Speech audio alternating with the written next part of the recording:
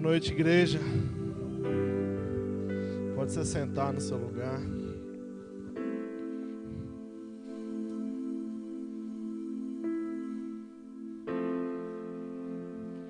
Amém. Quem está feliz com Jesus aí? Aleluia, glória a Deus. Eu estou muito feliz com Jesus. Estou muito feliz com tudo que Ele tem feito. Estou muito feliz com tudo que Ele ainda vai fazer, amém? Quem crê que Deus pode fazer todas as coisas? Quem crê que Ele vai fazer todas as coisas? Aleluia. Glória a Deus, eu estou feliz demais. Eu tenho uma palavra de Deus para você nessa noite. Algo que Deus tem falado no meu coração, uma semente para a sua vida. Eu tenho certeza que Deus vai falar com você de alguma maneira, em alguma das chaves. Eu trouxe aqui algumas, na verdade, 4 chaves que tem transformado a minha vida, o meu modo de pensar de uns tempos para cá. E quando o pastor me falou que eu ia estar ministrando aqui hoje, ele falou, Deus me deu essas chaves para me direcionar também para a igreja. Amém? Aleluia. Eu creio no poder que a igreja tem, eu creio no poder que a palavra do Senhor tem de transformar, de mudar. Quem quer ver esse bairro transformado? Quem quer ver essa cidade transformada? Nós precisamos apenas nos posicionar como igreja. A partir do momento que nós nos posicionamos como igreja, nos estabelecemos aqui como o reino de Deus, as coisas ao nosso redor vão ser transformadas. A gente não precisa brigar, a gente não precisa querer discutir, a gente não precisa ir atrás, simplesmente Deus faz, Deus transforma. Amém? Feche seus olhos aí no lugar que você está. Vamos estar orando. Depois de um louvor abençoado desse, a presença de Deus era palpável em nossas vidas. Pai, obrigado. Obrigado pelo louvor que o Senhor nos deu. Obrigado por esse tempo, Pai, de adoração com músicas que o Senhor nos deu. E agora nós vamos adorar o Senhor com palavras. Nós vamos adorar o Senhor com a sua palavra, Pai, que é viva e verdadeira. Porque nós sabemos que a tua palavra fala que o Senhor é o caminho, a verdade e a vida. E esse caminho é o Senhor, essa verdade é a tua palavra. E a vida só vem através do Senhor, ó Pai.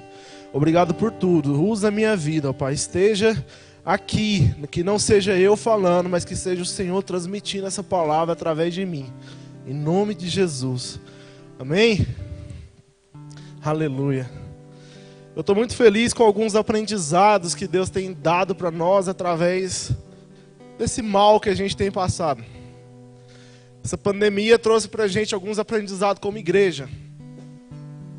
E um deles é, há uns tempos atrás, eu estava conversando com o Rafael lá em casa e falando justamente sobre isso. A pandemia, a gente precisou reduzir um pouco o tempo do culto, a gente precisou distanciar as cadeiras, a gente está todo mundo de máscara, a gente precisou também tomar cuidado com transferir o microfone de uma pessoa para outra. Todas as vezes que a gente vai transferir o microfone, a gente passa álcool, a gente limpa ele, desinfeta ele. E nesse diminuir o culto e nesse mudar algumas coisas dentro do tempo da igreja, do culto, dentro da igreja, a gente tirou a oferta, o momento da oferta. Todos nós temos percebido que não está tendo momento da oferta, não tem vindo ninguém aqui falar da oferta. Simplesmente a cestinha fica aqui e você, de livre e espontânea vontade, em obediência e honra a Deus, você traz a sua oferta e o seu dízimo. Isso é algo que eu fico muito feliz, porque há muito tempo eu vejo que a igreja já devia estar vivendo dessa forma. Nós já devíamos, em vez de vir alguém aqui em cima falar sobre a oferta, em vez de vir alguém aqui em cima ensinar sobre algo, a gente já tinha que queimar no nosso coração o desejo de vir ofertar, o desejo de trazer os nossos dízimos na casa do Senhor. Não é porque alguém vem aqui falar, não é porque alguém vem aqui ensinar que a gente tem que trazer. A gente tem que trazer porque a gente ama a Deus, porque a gente obedece a palavra de Deus e porque a gente honra tudo aquilo que Deus faz por nós. E essas chaves que eu vou trazer aqui hoje tem um pouco a ver com isso. O que eu vou falar aqui hoje tem um pouco a ver com isso. Eu vou ser bem breve, eu vou ser bem rápido, mas é aquilo que Deus tem queimado no meu coração há um certo tempo. Eu vou falar um pouco, não é literalmente apenas sobre dízimo e oferta, eu vou falar alguns tópicos. E o primeiro primeira chave, o primeiro tópico que eu quero falar é: viva pelo poder da sua semente. Queria que você abrisse sua Bíblia lá em Mateus, no capítulo 13, no versículo 3. Nós vamos viajar um pouco pela Bíblia. Nós vamos aprender um pouco daquilo que Deus quer para a gente nesse tempo, daquilo que Deus quer para a gente nesse momento. Mateus capítulo 13, versículo 3.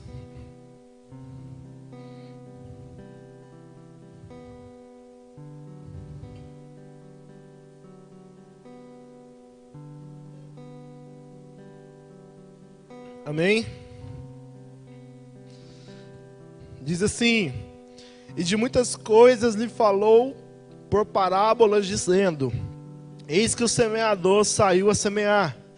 E ao semear uma parte, caiu à beira do caminho, e vindo as aves a comeram.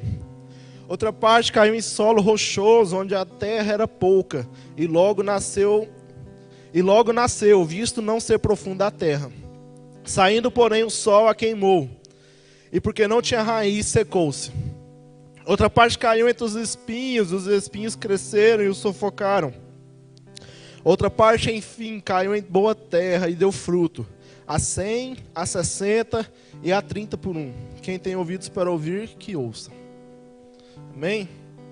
Aqui Jesus ele começa a parábola dizendo: e o semeador saiu a semear. E a primeira coisa que a gente aprende para a gente viver pela nossa semente é que a gente precisa sair da zona de conforto. O semeador ele precisou sair. Ele precisou ir, ele precisou ter uma ação. Já dizia a lei que toda ação tem uma reação. Então, a partir do momento que ele agiu, ele viu frutos através da semente dele.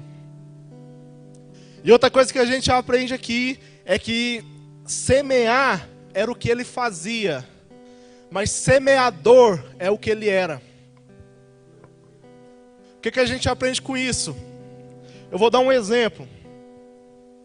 Se eu falo que vou começar uma academia amanhã, toda segunda-feira a gente começa a academia, a gente começa uma caminhada, uma dieta, toda segunda.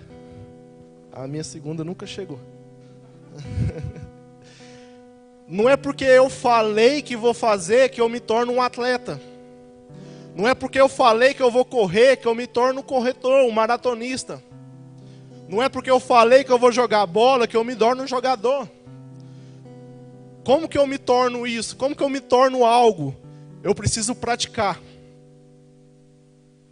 O que a gente aprende com isso? Não é porque você semeou uma vez que já vai vir fruto, que você já é um semeador. Não, você precisa praticar, você precisa continuar semeando. E a semente que eu quero trazer aqui hoje não é apenas o dinheiro. Eu não quero falar apenas de dinheiro. Porque a gente pode semear várias coisas. Muitas vezes a gente não tem dinheiro para semear. Mas a gente pode semear tempo com as pessoas. A gente pode semear um tempo de mesa. A gente pode semear um café na sua casa. A gente pode semear um almoço. A gente pode semear um tênis, um relógio. A gente pode semear um boné. A gente pode semear um carro, uma casa e por aí vai. Você vai receber de acordo com a sua semente. Não tem como você plantar uma semente de milho e nascer um pé de manga. Se você plantou um milho, vai nascer um milho. Se você plantou a manga, vai nascer a manga. Então você vai receber, você vai colher de acordo com a sua semente. E aí a Bíblia fala que o semeador saiu a semear. Ele foi, ele fez, ele teve uma ação. Tem um cara que eu me inspiro muito nele, que ele chama Dan Duque. Dan Duque é fera demais. E sabe o que Dan Duque faz? Todos os dias, Dan Duque semeia algo de valor na vida de alguém. Ele fala que todo dia quando ele acorda, o seu devocional, ele lê a Bíblia, ele ora, e durante a sua oração ele vira e fala para Deus, fala assim: Deus, em quem eu tenho que semear hoje? Já é uma rotina, ou seja, ele já é um semeador. E a gente precisa entender isso, a gente precisa aprender a viver pela nossa semente. A gente tem vários exemplos aqui, o Rafael fala direto de exemplos dele, que ele viveu pela semente dele. Que ele recebeu aquilo que ele sempre quis semear, que ele sempre quis dar. E a gente precisa aprender a viver dessa semente, a gente precisa aprender a viver disso que a gente faz. Isso precisa ser uma prática para a gente. Isso precisa ser queimado no nosso coração. Por isso que eu falei no começo, não precisa vir alguém aqui no momento da oferta e ensinar sobre a oferta. A gente já precisa ter isso na nossa mente. Tem uma igreja em Brasília que eles falam que, o pastor de lá, ele fala que os músicos não começam a ensaiar antes de ofertar. Eles nem ensaiam se eles não ofertar antes, porque ele entende o poder que tem a semente, o poder que tem a oferta na casa do Senhor. E a gente precisa entender isso na nossa vida. Mas também não é simplesmente por emoção, por razão, por falar assim, eu preciso tal, eu quero dar. Não. A Bíblia fala que 25% apenas dos solos eram férteis. Que aqui no exemplo que a gente leu, a semente cai em 4 solos e apenas um prospera. Ou seja, 25% apenas. Então a gente tem que tomar cuidado, a gente tem que ver muito bem onde a gente está semeando. Não é qualquer lugar que a gente vai semear que vai dar frutos. Não é qualquer lugar que a gente vai dar que a gente vai receber. A gente tem que ter discernimento espiritual para saber onde, o que e em quem nós vamos semear. Porque não é simplesmente apenas uma semente. É uma palavra lançada. Se Deus manda eu semear um relógio na vida de uma pessoa, não é simplesmente um relógio. Tem todo um mover profético por trás daquilo. Relógio fala de tempo. E já aconteceu isso comigo. Deus fala assim, dá o seu relógio, porque você vai passar a dar o tempo. Aquela pessoa precisa de tempo, e ela vai entender do tempo de Deus para ela. Tudo tem um mover profético por trás daquilo. Não é simplesmente chegar e dar. O apóstolo Paulo, ele fala para a gente que nós podemos sim profetizar, e que profetizar é um dos maiores dons que tem. Então, além de semear, além de dar, a gente precisa profetizar em cima daquilo que a gente está dando. Existe uma igreja lá em São Paulo, que uma vez por mês eles fazem um culto da semente. O culto é só sobre isso, e as pessoas passam a semana orando para Deus, para saber o que Deus quer delas, em quem elas vão semear e o que elas vão semear. É lindo de ver. As crianças levando brinquedo para dar um para a outra. Tem gente que não tem condição e compra um carrinho de pipoca, aluga um carrinho de pipoca para dar pipoca para a igreja inteira. Não é o que você semeia, é por que você semeia. É a intenção do seu coração que vai mostrar. É a intenção do seu coração que vai dizer. É a profecia por trás daquela semente que vai dizer. Porque a semente, ela tem um poder sim profético, igual eu falei. Hebreus, no capítulo 11, versículo 4, fala que pela fé, Abel ofereceu a Deus um sacrifício superior ao de Caim. E pela fé ele foi reconhecido como justo, quando Deus aprovou as suas ofertas. Embora seja morto, por meio da fé, ainda fala. Ou seja, a Bíblia mostra pra gente que por meio da fé, a oferta de Caim, de Abel, a oferta de Abel ainda fala. Ou seja, a sua oferta fala, a sua oferta vai trazer transformação na vida de alguém. A sua semente vai trazer transformação, vai trazer restauração, vai trazer poder, pode trazer até cura na vida de alguém. A gente precisa simplesmente aprender a viver pelo poder da nossa semente. E também não é só dar, a gente tem que aprender a receber. E eu sou péssimo nisso. Para mim receber uma oferta é difícil. Sério. Não é fácil. E a gente precisa aprender a receber também. A Bíblia ensina pra gente que a gente precisa aprender a receber. Porque a partir do momento que a gente recebe com amor, a partir do momento que a gente recebe com o coração aberto, a gente não está abençoando só a nossa vida que está recebendo, mas a gente está abençoando a vida de quem está dando. A gente está transformando também a vida de quem está dando aquela semente para a gente. De quem está semeando a nossa vida. É como se a gente estivesse adubando aquela semente. Para ela crescer e frutificar. A gente precisa entender isso. Mas como, Mateus? Você planta o que você tem e você colhe o que você precisa. Você vai plantar aquilo que você tem. O Rafael já deu vários exemplos aqui de pessoas que às vezes chegam nele e falam assim: Rafael, eu preciso de algo. Aí ele fala: então planta o que você precisa. E você vai colher na quantia daquilo que você precisa para a sua vida. Como eu falei, é tudo equivalente. Se você semeia dinheiro, você vai colher dinheiro. Aquilo que você semeia, você colhe. Da quantia que você precisa. Amém? Glória a Deus. A segunda chave que a gente precisa entender para destravar a nossa vida é a capacidade de administrar aquilo que Deus entrega para a gente. Abre sua Bíblia comigo em Mateus, no capítulo 25.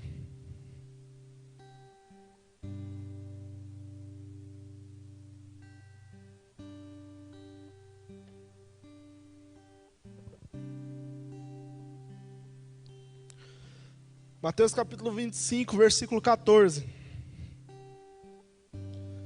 Diz assim: pois será como um homem que, ausentando-se do país, chamou os seus servos e lhe confiou os seus bens. A um deu 5 talentos, a outro deu dois e a outro deu 1, de acordo com a capacidade. Fala comigo assim: capacidade de cada um deles. E então partiu.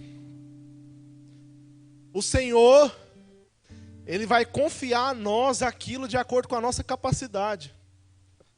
O engraçado dessa parábola é que todos os servos recebem um talento.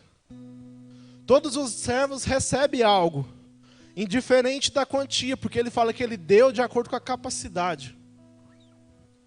Todos vão receber. Todos nós recebemos algo de Deus. Deus confia a todos nós alguma coisa. Deus confia a todos nós algo diante dEle. De acordo com a nossa capacidade. E tem alguns estudiosos que trazem esses talentos aqui. Os estudiosos mudou a moeda lá, os negócios lá, e falou mais ou menos em reais quanto valia esses talentos que é falado aqui na Bíblia. Fala que para aquele que ele deu 1 equivalia a mais ou menos 600 mil reais. Para aquele que ele deu 2 equivalia a mais ou menos 1 milhão e 200. E para aquele que ele deu 5 equivalia a 3 milhões de reais. Quem aqui queria que Deus confiasse em você 600 mil reais? Quem queria que Deus confiasse em você 1 milhão e 200? Quem queria que Deus confiasse a você 3 milhões? Aleluia, eu queria, viu? Mas o que acontece? Tudo vai depender da nossa capacidade. Deus, Ele é igual... O Rafael falou isso aqui domingo. Deus não é doido de dar... O pai não dá 10 reais para uma criança, que a criança não vai saber o que comprar. Vai lá para a panificadora comprar um monte de balinha, pirulito. Deus não vai confiar aquilo nas nossas mãos que a gente não vai saber lidar. Deus não vai confiar nas nossas mãos aquilo que a gente não vai saber controlar as nossas vidas. Não é porque Deus quer que uns fiquem milionários e outros fiquem mais pobres, não. Deus quer que todos nós sejamos milionários e abençoe o reino de Deus, amém? Eu não estou aqui pregando a teologia da prosperidade, longe disso. Mas eu estou querendo dizer que Deus vai dar para nós o quanto a gente tem capacidade de fazer aquilo se multiplicar. Porque se a gente continua lendo a parábola, vai falar que quando o Senhor volta, Ele volta para buscar o que era seu, o que pertencia, o que Ele deixou na mão dos seus servos. E aqui a gente aprende mais alguma coisa. É tudo dele. É tudo dele. O servo que tinha 5 e multiplicou, entregou tudo. Não entregou só 10% do que ele multiplicou. Não entregou só 10% do que ele tinha. Não entregou só 10% do que foi confiado a ele. Não, entregou tudo.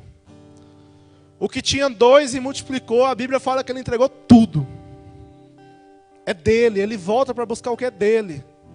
Não adianta a gente ficar segurando dinheiro com medo de ofertar na igreja. Não adianta a gente ficar segurando dízimo com medo de não dar conta de pagar uma conta no final do mês. Porque é tudo dele. Ele volta para buscar, é tudo dele. A Bíblia fala. Todas as coisas é por meio dele, volta para ele, tudo é dele. Não é nada nosso. Ah, Mateus, mas quem trabalha o mês todo é eu, mas quem te deu a saúde é ele. Mateus, mas eu que trabalho, mas quem te deu o emprego é ele. É tudo dele.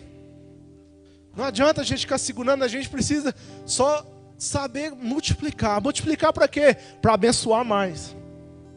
Para render mais para Ele, para o reino dEle, para a obra dEle, para as coisas dEle. Não é seu, não é meu, é dEle. Não tenha medo quando o pastor vem aqui e fala, a gente vai comprar um som, não tenha medo de ofertar, porque é dEle. Não tenha medo. O talento, o dinheiro que Ele confia nas suas mãos, aquilo que Ele confia nas suas mãos não é seu. Nada não é seu, não. É dele. Eu vi uma imagem esses dias na internet, muito engraçada. Que a pessoa morreu e estava indo em direção ao túmulo. Só que na frente do túmulo tinha uma pessoa proibindo a pessoa de entrar com dinheiro. Aquela pessoa estava com a mala de dinheiro. E do lado tinha um monte assim, cheio de dinheiro. E aí na imagem fala assim, aqui o dinheiro não entra, o dinheiro fica. Para que a gente segura dinheiro aqui na terra se não vai para o céu? A Bíblia fala que a gente tem que guardar o nosso tesouro aonde? A Bíblia fala que a gente tem que guardar o nosso tesouro aonde? No céu. Ah, Mateus, então tem que dar tudo e passar fome? Não. Não estou falando isso. Eu estou falando que a gente tem que parar de ter medo de dar por medo de faltar. Porque se a gente der com o coração aberto, não vai faltar. Para de ter medo de dar por medo de faltar. Não vai faltar. Não vai faltar, Deus vai suprir. Ele é poderoso para suprir todas as suas necessidades. Não vai faltar. Não vai faltar. E o que a gente aprende aqui é que a gente precisa multiplicar de acordo com o padrão do céu.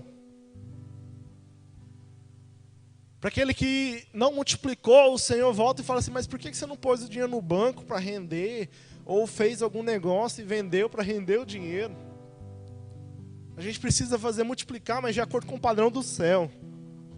Não é de acordo com o jeito que eu quero. A gente tem que querer algo. A gente tem que fazer algo de acordo com o que Deus quer para a sua vida. Ah, eu tenho um dinheiro aqui e vou abrir uma empresa. E se não for da vontade de Deus para a sua vida? Você vai até multiplicar aquele dinheiro, você vai até ganhar mais dinheiro, mas não é da vontade de Deus, você não está multiplicando de acordo com o padrão do céu. O padrão do céu é diferente. É entender que você não tem só para você, o que você tem é para as outras pessoas também. Não adianta você querer multiplicar para você enriquecer, para você engrandecer, para você ser o maior, para você aparecer, para você falar eu tenho o maior dízimo, para você falar eu sou o que dou mais. Não. Não é de acordo com o seu padrão, de acordo com a sua vontade. Se fosse, nunca vai chegar lá, você nunca vai enriquecer. Tem que ser de acordo com o padrão do céu. Eu enriqueço para abençoar outras pessoas. Eu engrandeço para engrandecer outras pessoas. Eu me encho até transbordar para que outras pessoas também sejam cheias. Eu semeio para semear na vida de outras pessoas, para depois eu colher. A semente é tão engraçada que você põe aquilo lá. Põe a semente na terra sem saber o tempo que vai demorar. E sem saber nem se ela vai frutificar, mas você confia. Isso é a semente que Deus quer da gente, que a gente vai confiar, sem ficar esperando algo em troca. É confiar que Ele é justo e fiel e verdadeiro para suprir todas as nossas faltas, todas as nossas necessidades. É igual eu falei aqui, não é que Deus quer que uns sejam milionários e não é ter aquele negócio assim, quando eu tiver dinheiro eu vou fazer. Quando eu for rico eu dou cesta básica. Quando eu estiver ganhando bem eu tiro um pouco para a cesta básica. Não é isso. A Bíblia fala que a gente tem que ser fiel no pouco, que aí Ele vai nos prosperar. Não é ser fiel no muito, é ser fiel no pouco. É quando a gente tem pouco que a gente tem que ser fiel. É quando a gente tem pouco que a gente tem que confiar em Deus. É muito fácil eu ter R$1 milhão e tirar o tanto que for necessário para pôr aqui. Mas e quando eu tenho só R$100? E quando eu tenho só R$ 1.000? É aí que a gente tem que mostrar nossa fidelidade a Deus. É aí que a gente tem que mostrar que a gente tem que ser fiel sim a Deus. A gente tem que ser fiel sim à palavra de Deus e trazer, porque Ele vai fazer. A obra é dele. A Bíblia fala que Paulo plantou, Apolo, eu estou certo, né? Paulo plantou, Apolo regou, e é Cristo quem está o crescimento. O que a gente aprende com isso? É Ele. É dele. Quem faz é Ele. Você planta, você pode até regar, mas quem dá o crescimento é Ele. O crescimento vem com frutos. Ou seja, quem dá o fruto é Ele. Então, ou seja, não é nada nosso, tudo é dele. É tudo de Deus. Tudo de Deus, tudo para Deus, tudo vem por Ele e tudo volta para Ele. Amém? Abre sua Bíblia lá em João, no capítulo 14.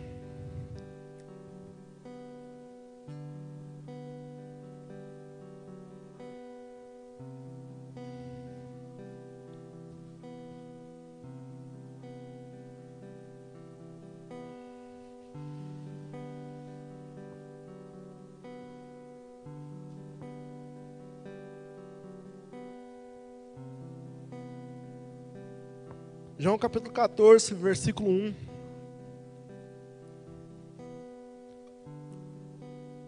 Diz assim: que o coração de vocês não fique angustiado. Vocês creem em Deus, creiam também em mim. Lá no versículo 23. Jesus respondeu: se alguém me ama, guardará a minha palavra, e o meu Pai o amará. E viveremos para ele, e faremos nele morada. A terceira chave que eu quero trazer aqui para nós nessa noite é mordomia.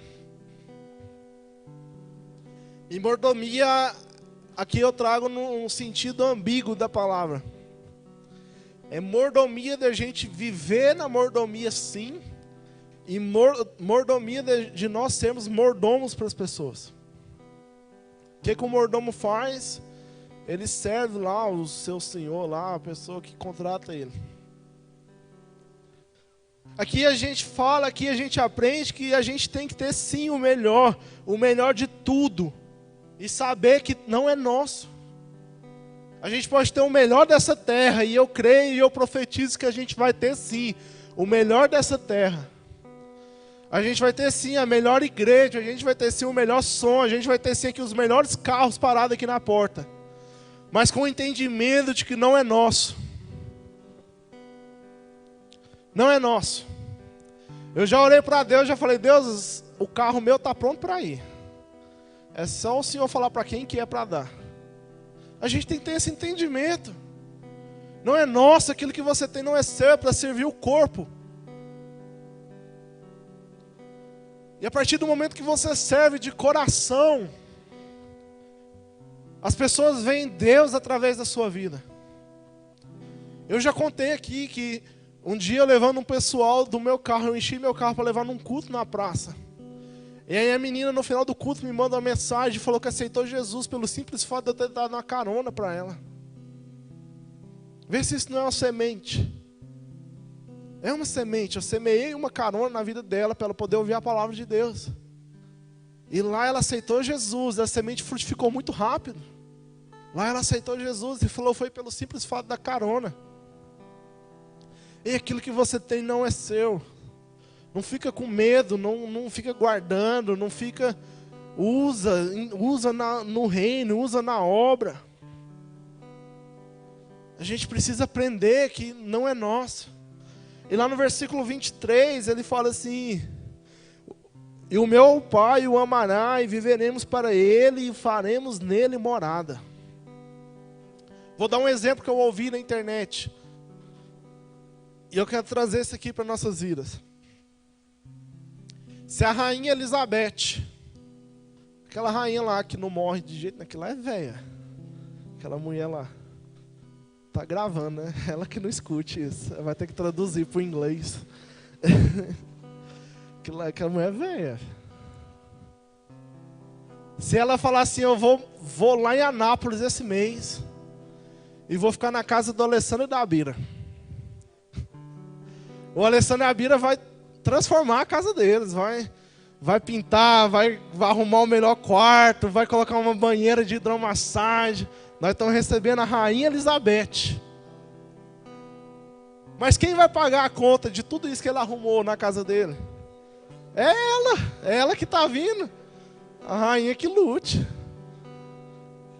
É ela que está vindo fazer morada na casa deles. É ela que vai pagar a conta. O que você quer dizer com isso, Mateus? Jesus fala que Ele, Deus, vai fazer morada em nossas vidas. Você acha que Ele quer morar em um lugar ruim? Você acha que Ele quer andar num carro ruim? Você acha que Ele quer que você viva de um jeito ruim? Deus quer o melhor para a gente, igreja. É o melhor.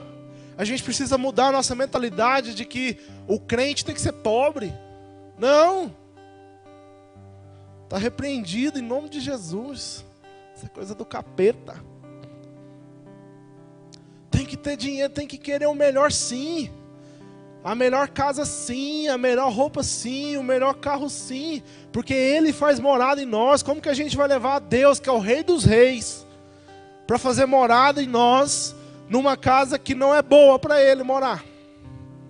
Mateus, você está mandando eu vender minha casa? Não, estou entendendo. Estou mandando você entender que você precisa correr atrás e você pode ter sim o melhor dessa terra. E você precisa ter sim o melhor dessa terra. Não é teologia da prosperidade, porque atrás do dinheiro a gente sabe todo o sofrimento que tem através da cruz. A gente sabe que a gente precisa carregar a nossa cruz dia e noite. A gente sabe que a gente precisa pregar a palavra de Deus. A gente sabe que a gente precisa levar o evangelho de Deus para as pessoas. Não é só ficar sentado e esperando. O semeador saiu a semear, é sair da zona de conforto. É ir, é fazer, é correr atrás, é ter o melhor. Você tem que fazer a melhor faculdade sim. Você tem que trabalhar no melhor lugar sim. Você tem que almejar o melhor lugar dentro da empresa sim. Porque quando a gente dá o nosso melhor, a gente está representando Deus. E quando a gente representa Deus, as coisas dão certo. As coisas só vão dar certo quando você começar a fazer o seu melhor. Porque Jesus, Ele fazia o melhor dele aqui na terra. Jesus era bom. Deus, tudo que Deus fez era bom. Tanto que em Gênesis, quando a gente vai ler, a gente sempre lê assim que Deus fez os céus e a terra e viu Deus que era bom. E viu Deus que era bom. Tudo que Deus fazia, aí depois vem acompanhado de e viu Deus que aquilo era bom. E aí quando Deus faz um homem, Ele fala assim, a Bíblia fala assim, e viu Deus que era muito bom. Deus vê em você algo que é muito bom. Então você tem que almejar coisas muito boas para a sua vida. Você é mais do que vencedor. E eu escutei um exemplo esses dias numa igreja que eu preciso falar aqui. Eu gostei demais. Do mais que vencedor. Eu gostei demais. Vou tentar exemplificar o que é ser mais do que vencedor. O Anderson Silva, ele vai lutar. Na época que ele era bom lá. Não que hoje ele seja ruim, mas ele já foi melhor. E ele lutava, ele ganhava tudo. Ele batia nos caras tudo, mas ele também apanhava. Ele também levava um soco na cara, às vezes ele saía até sangrando. Mesmo ganhando a luta, às vezes ele saía sangrando. Quando ele ganhava a luta, mesmo saindo sangrando, o que ele era? Ele era vencedor, amém? Tá, Mateus, e o que é ser mais que vencedor? Mais que vencedor, meu irmão, é a mulher do Anderson Silva. Que o Anderson Silva apanhava igual um doido lá dentro para ganhar a luta e quem gastava o dinheiro era ela. O dinheiro da luta caía na conta dela. Ela que ia no shopping gastar o dinheiro e ele apanhava igual um doido. Isso é ser mais que vencedor. Jesus apanhou igual um doido aqui na terra. Jesus foi crucificado, Ele sofreu, para que hoje a gente possa aproveitar do bom e do melhor, sem precisar sofrer, sem precisar apanhar, sem precisar levar a chicoteada do mundo. Chega! É hora da gente ser mais do que vencedor em Cristo Jesus. É hora da gente usufruir do bom e do melhor, sem precisar ficar apanhando. Crente não nasceu para sofrer. Crente não nasceu para viver uma vida amargurada, uma vida triste. A gente tem que usufruir do melhor dessa terra, a palavra de Deus que fala. A gente precisa mudar a nossa mentalidade e passar a viver de acordo com a palavra de Deus. E a palavra de Deus fala que a gente precisa sim viver do melhor dessa terra. E que a gente pode, que a gente vai em nome de Jesus. Amém, irmãos? Não tem a ver só com você, tem a ver com o corpo de Cristo.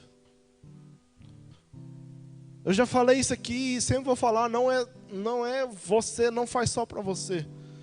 Quando você entende o seu sacerdócio, o seu posicionamento da igreja, você vive pelo reino, até que o Senhor venha. Não é por você, é pelo reino, é pela obra, é por Ele. Amém? Eu queria que você abrisse agora a sua Bíblia, a gente vai lá para a última chave. Eu falei que ia ser bem rápido. Lá em Provérbios, no capítulo 3, versículo 9.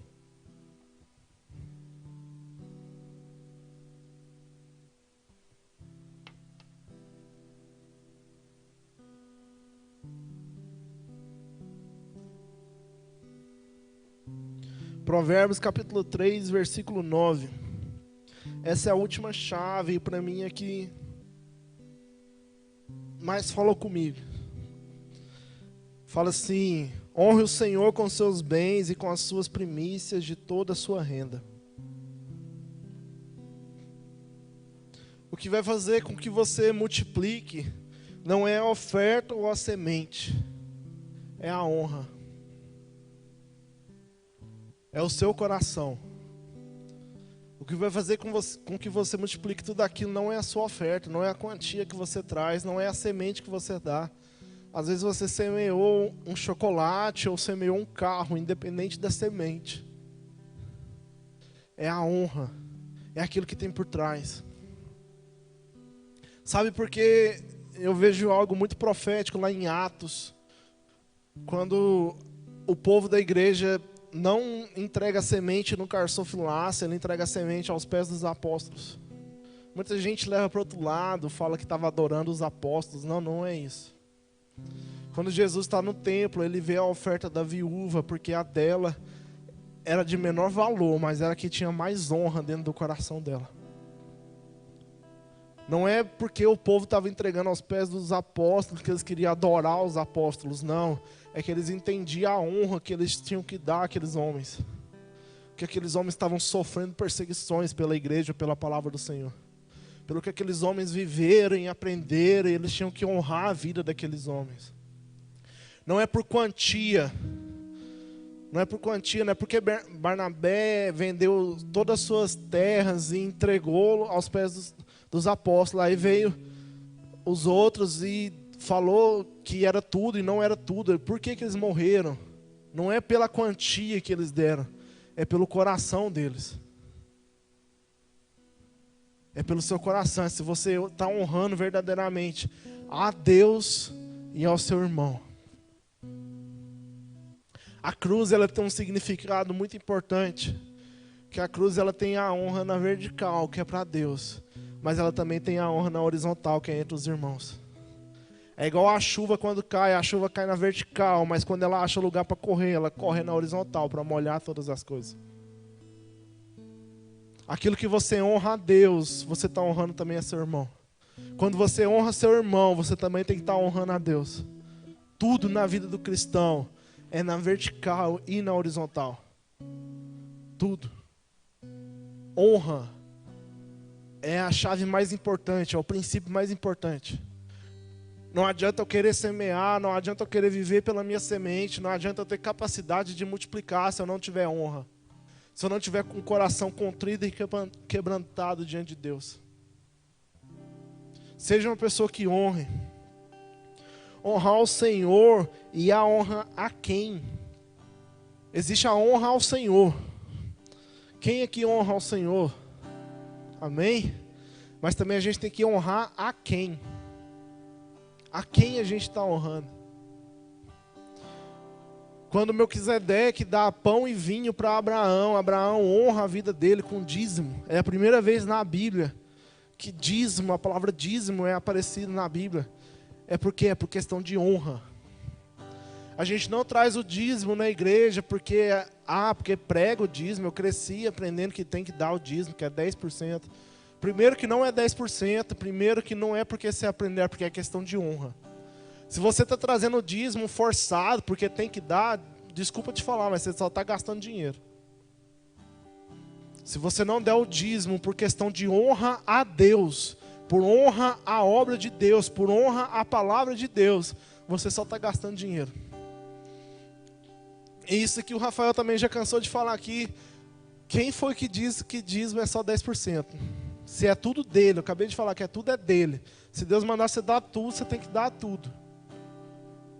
Se Deus mandar você dar nada, você não tem que dar nada. Você tem apenas que obedecer e honrar a Deus. E a gente também tem que aprender a honrar pessoas que merecem honras. A Bíblia fala que a gente precisa dar honra a quem merece honra. E a gente vai destravar muitas coisas na nossa vida, não só financeiramente, quando a gente aprender a honrar pessoas. Quando a gente aprender a amar pessoas como Deus amou. Jesus, quando ele vai a Pedro, depois da ressurreição, ele fala: Pedro, tu me amas.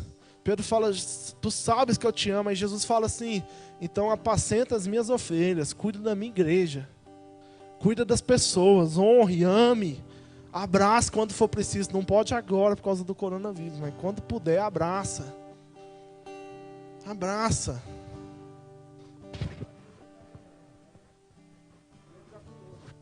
Falar fora do microfone, que falei, não pode ouvir não. Deus já curou, amém? É honra. É honra. O louvor pode subir aqui. Eu quero encerrar trazendo um último ensinamento. Ah, Matheus, mas era só 4 chaves. Sim, tem só um último ensinamento. Só para concretizar as chaves. Apocalipse capítulo 1, versículo 6, fala assim: e nos constituiu reis e sacerdotes para o seu Deus e Pai. A ele a glória, o domínio para todos sempre. Amém. A gente precisa aprender que Deus nos constituiu reis e sacerdotes. Não é somente ser rei, ou não é somente ser sacerdote. A gente tem que entender também, nós temos que ter a mentalidade de rei. Ou seja, a gente pode sim, um rei, ele vive, eu dei aqui o exemplo da Rainha Elizabeth, ela vive do melhor do que ela pode viver lá na Inglaterra.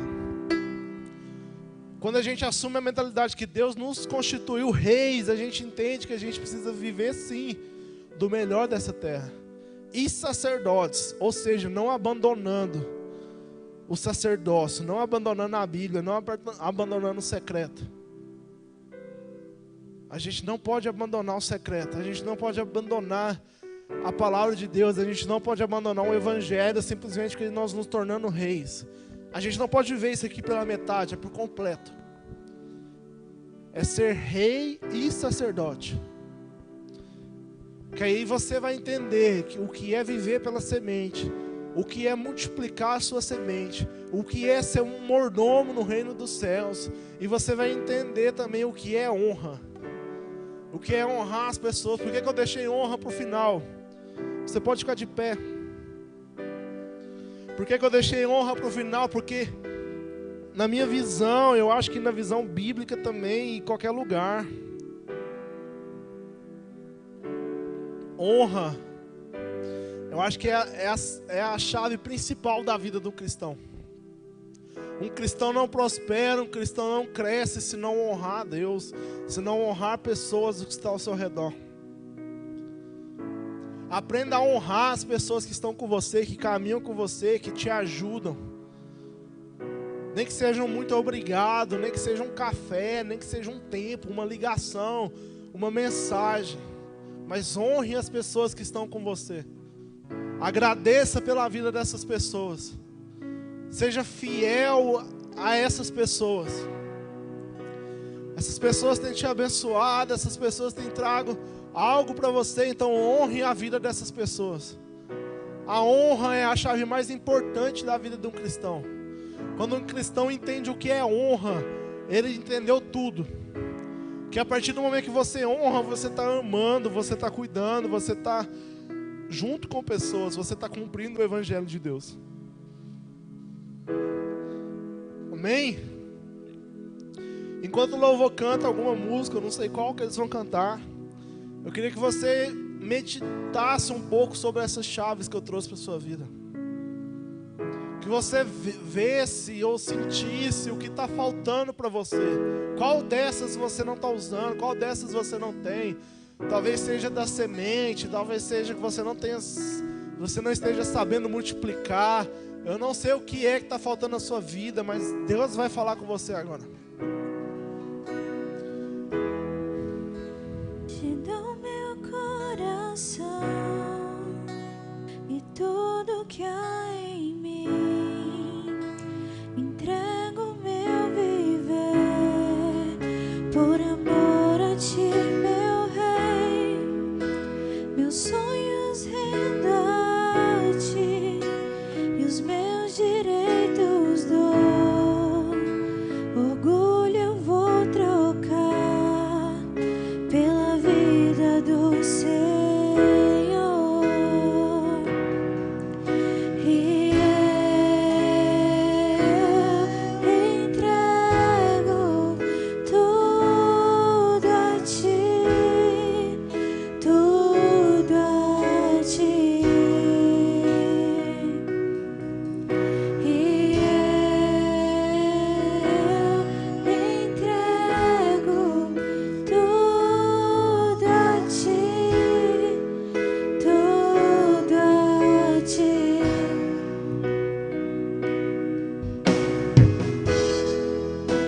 Eu canto essa canção de entrega a ti, Jesus, e o que o mundo dá eu deixo aos pés da cruz, por conhecer a ti, teu nome dar louvor, sentir tua alegria, partilhando a tua dor. E eu entrego tudo a ti, tudo a ti. E eu entrego tudo a ti, tudo a ti. Amém. Pastor, eu queria que o senhor viesse aqui em cima.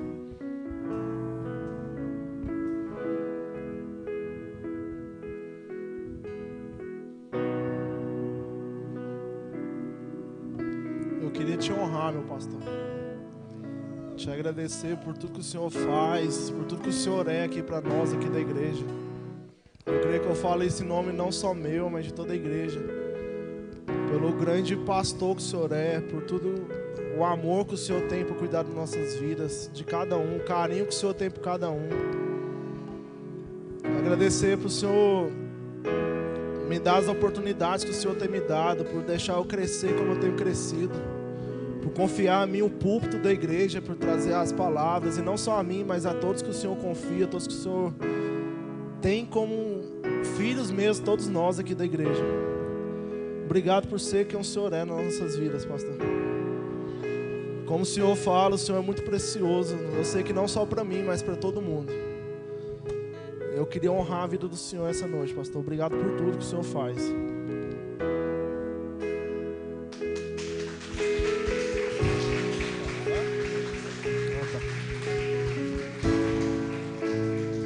Amém? Feche seus olhos. Pai, em nome de Jesus, obrigado, Deus.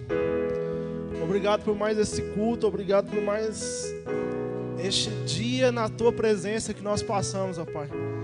Nós sabemos que o culto não acaba aqui, que o culto continua em nossas vidas, no nosso dia a dia, Deus. Obrigado por tudo que o Senhor tem feito em nossas vidas. Obrigado por essas chaves que o Senhor tem nos dado. Nós entendemos que agora nós precisamos viver pela nossa semente, viver pelo que o Senhor é, viver pelo que o Senhor faz em nossas vidas, ó Pai. Obrigado por tudo que o Senhor é, por tudo que o Senhor tem sido, por tudo que o Senhor tem feito e por tudo que o Senhor ainda vai fazer nas nossas vidas, papai. Em nome de Jesus, ó Pai, obrigado. Amém? Vão em paz, que o Senhor Deus os acompanhe. Não se turbe o vosso coração.